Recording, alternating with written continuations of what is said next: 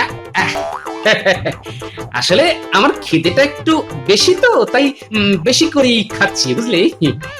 ওরে বাবা, বেলা যে অনেক হলো, আমি চলি রে। বলছি কাল আবার খেলবে তো দাদু? হ্যাঁ, খেলবো খেলবো। যায়, হ্যাঁ। ভাবো ভাবো, সকলে মিলে ভাবো। আমার মনে হয় এখনই ভাবার কোনো প্রয়োজন নেই। কেন কেন কেন? কেননা এবছর ভালো ফসল হলেও আগামী বছরও যে এমন মাত্রাতিরিক্ত ফলন হবে তার তো কোনো মানে নেই। সেটা একদিক দিয়ে ঠিক। হয়তো আগামী বছর অতিবৃষ্টি কিংবা অনাবৃষ্টির জন্য ফসল কম হতে পারে। সেই জন্য আমার মনে হয় রাজকোষের অতিরিক্ত অর্থ সঞ্চয় করে রাখা উচিত। আমিও গোপালের সঙ্গে একমত মহারাজ। গোপালের কথা তো শোনা হলো, তা মন্ত্রী তুমি এবার তোমার মত প্রকাশ করো। আমি বলছিলাম কি, অতিরিক্ত অর্থের সিংহভাগই প্রতিরক্ষায় খরচ করা উচিত। হ্যাঁ হ্যাঁ, প্রতিরক্ষায় খরচ করা? হ্যাঁ, মানে নতুন নতুন অস্ত্র শস্ত্র কেনা, এই আর কি। কেন কেন কেন, হঠাৎ কি এমন হলো যে নতুন অস্ত্র কিনতে হবে? মনে হয় পুরনো অস্ত্রে মরচে পড়ে গেছে। সাবধান গোপাল, সাবধান। ঠিক আছে ঠিক আছে, আমি আর কোনো কথা বলছি না। মহারাজ, যেটা বলছিলাম আর কি, আমাদের তো শত্রুর আর অভাব নেই। শত্রু? কাকে শত্রু বলছো তুমি? প্রথম শত্রু মুর্শিদাবাদের নবাব, দ্বিতীয় শত্রু আমাদের প্রতিবেশী খাম্বাজ রাজ। কথাটা তুমি খারাপ বলনি বটে। বলা তো যায় না কখন তারা আবার কি করে বসে। তাই আত্মরক্ষার জন্য আমাদের প্রতিরক্ষা ব্যবস্থাকে ঢেলে সাজানোর প্রয়োজন। আর তাই প্রথম পদক্ষেপ হচ্ছে নতুন অস্ত্র কেনা। ঠিক আছে ঠিক আছে, সেনাপতি কদিন ছুটি নিয়েছে, সে ফিরে এলেই এ ব্যাপারে আমি তার সঙ্গে কথা বলে নেব। সেনাপতিকে আবার এর মধ্যে টানার কি দরকার মহারাজ? ও তো শুধু তলোয়ার ঘোরাতে আর হুড়ুম দারুম করতেই জানে। কূটনীতি বা অস্ত্র কেনার ব্যাপারে ও কি বোঝে? আমি ভেবেছিলাম কোনো কথা বলবো না, কিন্তু আর কথা না বলে যে থাকতে পারছি না। অস্ত্রের ব্যাপারে সেনাপতি কিছু বোঝে না, আর যত বুঝে গেলেন আমাদের মন্ত্রী মশাই। আহ, গোপাল, কথার মাঝে এভাবে মন্তব্য করতে থাকলে আমি কিন্তু তোমায় সভা থেকে বের করে দেব। তার আর কোনো দরকার নেই মহারাজ, আমাকে কদিনের জন্য ছুটি দিয়ে দিন, আমি আর রাজসভায় আসবো না। গোপালের সাহসটা একবার দেখেছেন মহারাজ? ঠিক আছে, যাও যাও, তবে এমন ব্যবস্থা করব না যে চিরকালের জন্য তোমার এই রাজসভায় ঢোকা একেবারে বন্ধ হয়ে যাবে। হ্যাঁ,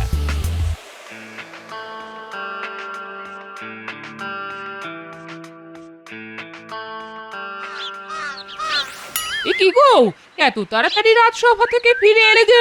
সভা কি ছুটি হয়ে গেল? সকলের নয়, শুধু আমারই ছুটি। শুধু তোমার ছুটি মানে? রাজসভা থেকে চলে এলাম। এরপর যতদিন মহারাজ আমাকে আর রাজসভায় না ডাকবেন ততদিন আমি ঘরে বসে থাকবো আর প্রাণ ভরে ঘুমোবো। এই তোমার কথার মাথা মুন্ডু তো কিছুই বুঝতে পারছি না। হ্যাঁ গো, মহারাজের সঙ্গে কি কোনো গন্ডগোল হয়েছে? না, মহারাজের সঙ্গে ঠিক হয়নি, তবে হয়েছে আমাদের নতুন মন্ত্রী ওই ভগবানের সঙ্গে। ও, তা কি নিয়ে গন্ডগোলটা লাগলো শুনি? তুমি ঘরের বউ, তাই সবটা তোমার না শুনলেও চলবে। তবে এই বলে দিলাম আমি, ওই মন্ত্রী যেদিন মহারাজকে ভরাডুবি করে ছাড়বে সেদিনই মহারাজ টের পাবে। এখন একটু মুড়ি মেখে আনো দেখি, একটু জমিয়ে পেট পুজো করি। বুঝলে রানী, যত বয়স হচ্ছে গোপালের, মেজাজটাও না ততটাই গরম হয়ে উঠছে। কেন, গোপাল আবার কি করলো? দেখো না, অস্ত্র কেনা নিয়ে আজ রাজসভায় নতুন মন্ত্রীর সঙ্গে গোপালের একটু খিটিমিটি লেগেছে। তা এই ব্যাপারে আমি একটু বিরক্তি প্রকাশ করতেই গোপাল রেগে মেগে আমার অনুমতি ছাড়াই রাজসভা ছেড়ে বেরিয়ে গেল। আচ্ছা, গোপাল কোন পক্ষে ছিল? অস্ত্র কেনার দিকে নাকি অস্ত্র না কেনার দিকে? ওর রকম সকম দেখে তো মনে হচ্ছিল অস্ত্র না কেনার দিকে। আচ্ছা, হঠাৎ করে অস্ত্র কেনারই বা প্রয়োজন হয়ে পড়লো কেন? ওই মানে নতুন মন্ত্রী প্রতিরক্ষা ব্যাপারকে একেবারে ঢেলে সাজাতে চাইছে আর কি। তা প্রতিরক্ষা ব্যাপারকে ঢেলে সাজাবার দরকার হয়ে পড়লো কেন? এই দেখো, এত বড় রাজ্যের রানী হয়েও তুমি এই কথা বলছো? আরে, আমাদের শত্রুত্ব আর অভাব নেই। দেখুন মহারাজ, এতদিন এই রাজ্যের রানী হয়ে আমি যেটুকু বুঝেছি তাতে আমার মনে হয় আপনি যাদের শত্রু ভাবছেন তাদের সঙ্গে কিন্তু বন্ধুত্ব করে নেওয়ার থেকে বড় রাজধর্ম আর কিছু নেই। বলছো? হ্যাঁ বলছি, কারণ যুদ্ধ মানেই তো অকারণে অর্থ আর লোকক্ষয়। কথাটা খুব একটা মন্দ বলনি রানী। বেশ, কালই রাজসভায় গিয়ে মন্ত্রীকে বলে দেব যে এখনই কোনো অস্ত্র কেনার প্রয়োজন নেই। গোপাল কাল রাগ দেখিয়ে রাজসভা থেকে চলে গেছে, তার মানে আমার পথের কাঁটা দূর হয়েছে। সেনাপতি আসতেও কদিন সময় লাগবে। এই ফাঁকে মহারাজকে রাজি করিয়ে অস্ত্র কেনার ব্যাপারটা মিটিয়ে ফেলতে হবে। হ্যাঁ, আহা, অস্ত্র কেনা মানেই নিজের টেকে কিছু ঢোকা।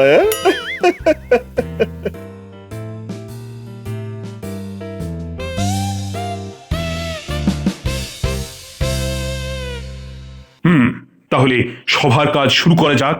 আচ্ছা মহারাজ, গোপালকে একবার ডেকে পাঠালে হতো না? না না না, ও যখন একবার তেজ দেখিয়ে চলে গেছে তখন ওকে ডাকার আর কোনো প্রয়োজন দেখি না। মন্ত্রী, এবার বলো আজ কোন বিষয়ে আলোচনা হবে? ওই মহারাজ, অস্ত্র। না না না, এখনই অস্ত্র কেনার কোনো প্রয়োজন নেই। কিন্তু মহারাজ, কালই তো আপনি অস্ত্র কেনার ব্যাপারে এক প্রকার রাজি হয়ে গিয়েছিলেন। কিন্তু পরে ভেবে দেখলাম আমরা যাদের শত্রু বলে ভাবছি তাদের সঙ্গে বন্ধুত্ব করে নেওয়ার থেকে বড় রাজধর্ম যে আর কিছুই নেই। চলে, তার মানে অস্ত্র কেনা হবে না?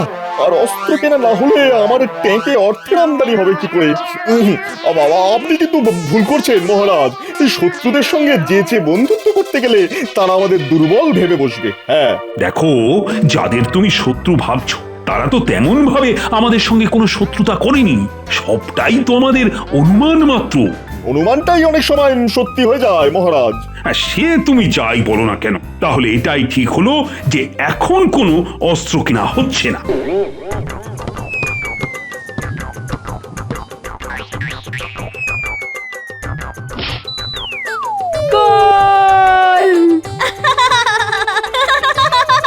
কি গো দাদু, এটা নিয়ে কটা খেলে? আসলে আমার খিদেটা একটু বেশি তো, তাই বেশি করেই খাচ্ছি, বুঝলি? ওরে বাবা, বেলা যে অনেক হলো, আমি চলি রে। বলছি, কাল আবার খেলবে তো দাদু? হ্যাঁ, খেলবো খেলবো।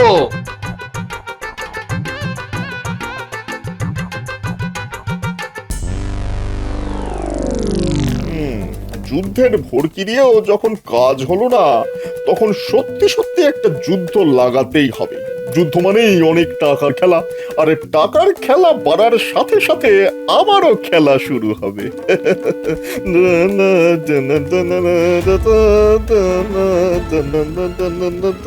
এলোমেলো করে দেমা লুটে পুটে খায়। না, আজ রাতেই বেরিয়ে পড়তে হবে।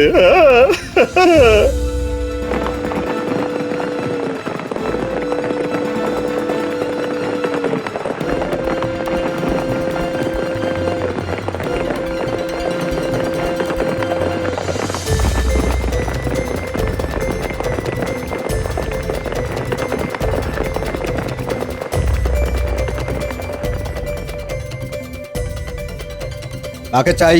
আমি কৃষ্ণনগর থেকে আসছি, রাজাকে গিয়ে বলো বিশেষ দরকার। ঠিক আছে, অপেক্ষা করো।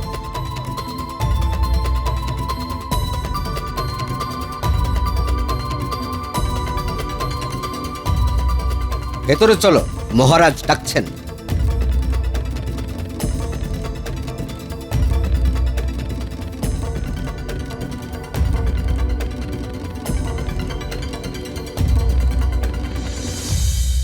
তোমাকে তো ঠিক চিনলাম না। না চেনাই স্বাভাবিক, কারণ আপনার সঙ্গে এই প্রথম আমার সাক্ষাৎ। আমি কৃষ্ণনগরের নতুন মন্ত্রী। হ্যাঁ হ্যাঁ হ্যাঁ, শুনেছি বটে। কৃষ্ণনগরের পুরাতন মন্ত্রী অসুস্থ বলে নতুন মন্ত্রী নিয়োগ করা হয়েছে। হ্যাঁ হ্যাঁ হ্যাঁ, শুনেছি। হ্যাঁ, তা এত রাতে আমার কাছে কি প্রয়োজনে? আপনাকে গোপনে একটা খবর দিতে এলাম মহারাজ। গোপন খবর? এরকম? আমাদের রাজা কৃষ্ণচন্দ্র অতর্কিতে আক্রমণ করে আপনার রাজ্য দখল করে নিতে চায়। হ্যাঁ। সে কি বলছো তুমি? কৃষ্ণনগরের সঙ্গে আমার সম্পর্ক তো খারাপ নয়। তাতে কি এসে যায় মহারাজ? আসলে জানেন তো, রাজ্য দখলের নেশা মানুষের সব সম্পর্ক, সকল বন্ধন নষ্ট করে দেয়। হ্যাঁ, আমাদের মহারাজের এখন হয়েছে সেই অবস্থা। তামাম বাংলার অধীশ্বর হওয়ার জন্য তিনি একেবারে পাগল হয়ে উঠেছেন। হ্যাঁ, তাহলে উপায়? উপায় একটাই, আগে ভাগে কৃষ্ণনগর আক্রমণ করে আমাদের মহারাজকে নিরস্ত্র করা। হ্যাঁ, প্রয়োজন হলে কৃষ্ণনগর জয় করে মহারাজ কৃষ্ণচন্দ্রকে সমুচিত শাস্তি দেওয়া। কথাটা খুব একটা খারাপ বলনি। আচ্ছা, তুমি আমার প্রতি এত সদয় হলে কেন? এত রাতে খবর নিয়ে এলে কেন আমার কাছে? বলছি এক এক করে সব বলছি। এক, আমি যুদ্ধ চাই না, কারণ আমি জানি যুদ্ধের লাভের লাভ কিছুই হয় না, শুধু অকারণেই অর্থ আর লোকক্ষয় হয়। আর দুই, মহারাজ কৃষ্ণচন্দ্রের পাগলামিতে সারা রাজ্যবাসী একেবারে অতিষ্ঠ হয়ে উঠেছে।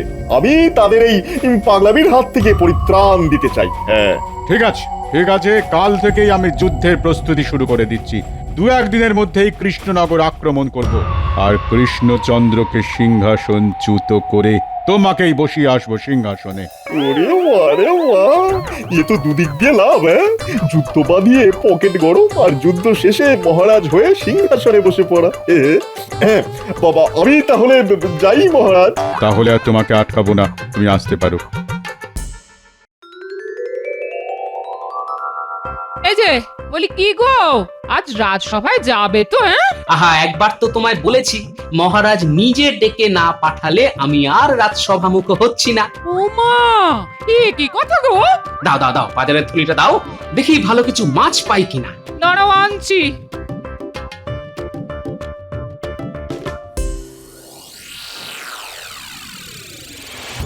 কি বলছো কি বিজ্ঞানী? আমি তো ছিলাম ছুটিতে, আর সেই সময় আমাকে বাদ দিয়েই। তাহলে আর বলছি কি, নতুন মন্ত্রী তো অস্ত্র কেনার জন্য একেবারে পাগল হয়ে উঠেছিল, আর সেই নিয়েই তো গোপালের সঙ্গে বিবাদ। অবশেষে মহারাজ রাজি হলেন না বলে নতুন মন্ত্রী কিছুটা দমে গেল। তবে মুখ দেখে খুব একটা খুশি বলে তো মনে হয়নি আমার। গোপাল ছাড়া রাজসভা? না না বিজ্ঞানী, মহারাজের অনুমতি নিয়ে আমি কালই গোপালকে রাজসভায় ফিরিয়ে নিয়ে আসবো। হ্যাঁ, তাহলে তো খুবই ভালো হয়। দেখো, চেষ্টা করে দেখো। প্রণাম মহারাজ।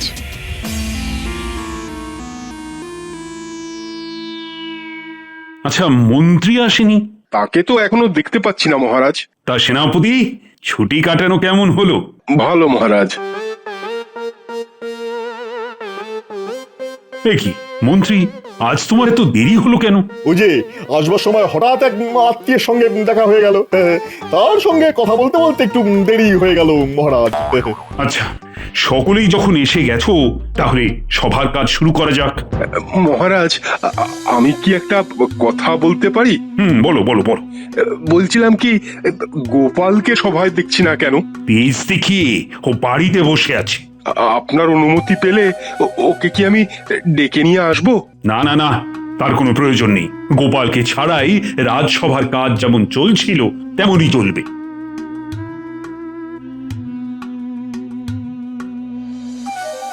কি ব্যাপার গুপ্তচর, হঠাৎ তুমি এলে?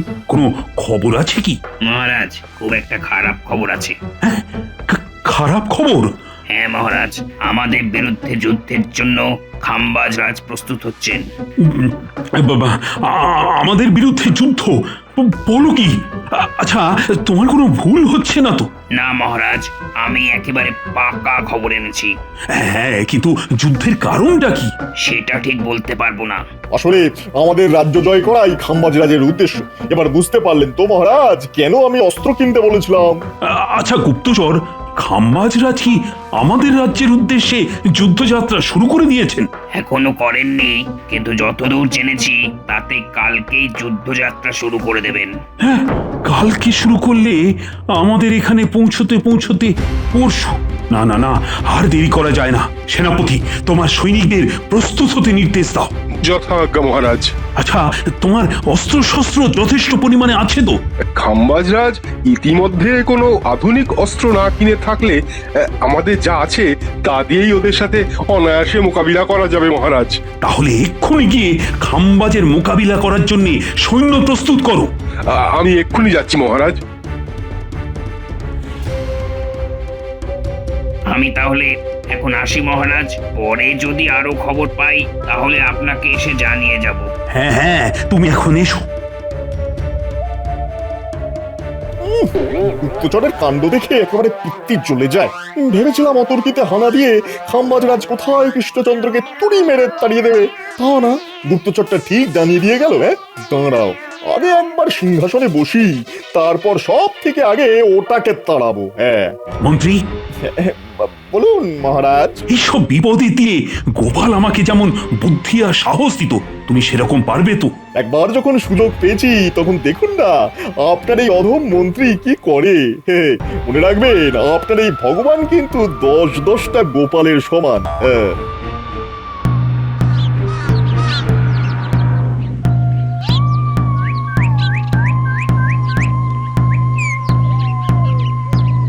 শোনো শোনো শোনো, খাম্বাজরাজ আমাদের কৃষ্ণনগর আক্রমণ করতে আসছে। 2-1 দিনের মধ্যেই যুদ্ধ লাগবে। সকলে তাই খুব সাবধানে থাকবে, আর খুব একটা প্রয়োজন ছাড়া কেউ ঘরের বাইরে বেরোবে না। শোনো শোনো শোনো। সে কি যুদ্ধ লাগবে? তাহলে তো মহা বিপদ, রাজায় রাজায় যুদ্ধ হবে আর প্রাণ যাবে উলুখাগড়ার। এবার ফসল ভালো হতে ভেবেছিলাম বছরটা খুব ভালোভাবে কাটবে, তা না, এই কি উঠকো অশান্তি বলো দেখি। কি যেন বলছে না, যুদ্ধ লাগবে। এগো ভাই, এসব তুমি কি বলছো? কেন, মহারাজের খাস লোক হয়ে তুমি জানো না খাম্বাজরাজ আমাদের রাজ্য আক্রমণ করতে আসছে? সে কি? সকলে মনে রেখো, এই আক্রমণ প্রতিহত করে আমাদের জয়লাভ করতেই হবে। সেনাপতি, এসব কি শুনছি? ঠিকই শুনেছ গোপাল। আচ্ছা, আমাকে একটা দ্রুতগামী ঘোড়া দিতে পারো? ঘোড়া? ঘোড়া দিয়ে কি হবে?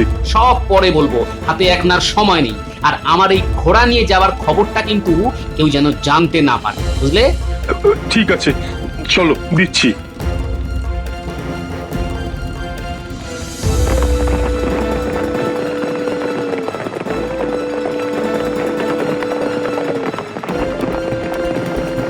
ব্যাপারটা মহারাজের কানে তুলে গোপালের বিরুদ্ধে ওনাকে আরো খেপিয়ে তুলতে হবে।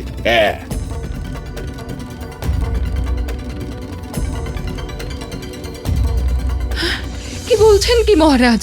খাম্বাজরাজ আপনার বিরুদ্ধে যুদ্ধ করতে আসছে? হ্যাঁ, আমার অতি বিশ্বস্ত গুপ্তচর তো সেই খবরই দিয়ে গেল। কিন্তু খাম্বাজরাজ তো আপনার বন্ধু ছিল। ভুল রানী, ভুল। রাজনীতিতে বন্ধু বা শত্রু বলে কিছুই হয় না, সবটাই স্বার্থ আর রাজনীতির নোংরা খেলা। আচ্ছা, গোপালকে একবার খবর দিলে হয় না? গোপাল? ব্যক্তিগত মান অভিমানের সময় কিন্তু এখন নয় মহারাজ, এটা নয়। আমার এই অনুরোধটা আপনি রাখুন মহারাজ, গোপালকে ডেকে পাঠান। কাকে আর ডেকে পাঠাবেন মহারাজ? সে তো কৃষ্ণনগর ছেড়ে পালিয়েছে। কি বলছো কি মন্ত্রী? গোপাল কৃষ্ণনগর ছেড়ে পালিয়েছে? কিন্তু কেন? কিছু মনে করবে না রানীমা, আমার মনে হয় খাম্বাজরাজকে এই যুদ্ধের জন্য আসল উস্কানিটা গোপালই দিয়েছে। আর যুদ্ধ আসন্ন দেখে সে সরাসরি ওই দলে অংশগ্রহণ করতে গেছে। আমার কথা বিশ্বাস না হলে কাউকে পাঠিয়ে জেনে নিন না এই মুহূর্তে গোপাল এই রাজ্যে আছে কি নেই। কিন্তু গোপাল এমনটা করবে কেন? বুঝতে পারছেন না? ওই যে সেদিন আপনি গোপালকে রাজসভা থেকে বের করে দেবেন বলেছিলেন, গোপাল হয়তো সেই অপমানের শোধ তুলছে। হ্যাঁ, গোপাল এত বড় নিমকহারাম? হে ঠাকুর, ঠাকুর, এই বিপদ থেকে কৃষ্ণনগরকে তুমি রক্ষা করো ঠাকুর। আর সেই সাথে এটাও প্রমাণ করো যে আমার গোপাল নেমখারাম নয় ঠাকুর। জয় মহারাজ কৃষ্ণচন্দ্রের জয়! জয় মহারাজ কৃষ্ণচন্দ্রের জয়! সকলে জীবন বাজি রেখে যুদ্ধ করবে। মনে রাখবে, এই যুদ্ধের সঙ্গে আমাদের রাজ্যের মান ইজ্জত সব নির্ভর করছে।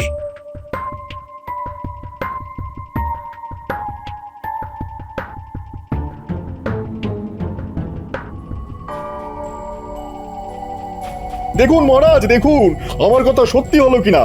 বেঈমান গোপাল আজ খাম্বাজ রাজার দলে। আক্রমণ! এটা কি হলো? খাম্বাজরাজ সাদা পতাকা উড়িয়ে দিল কেন?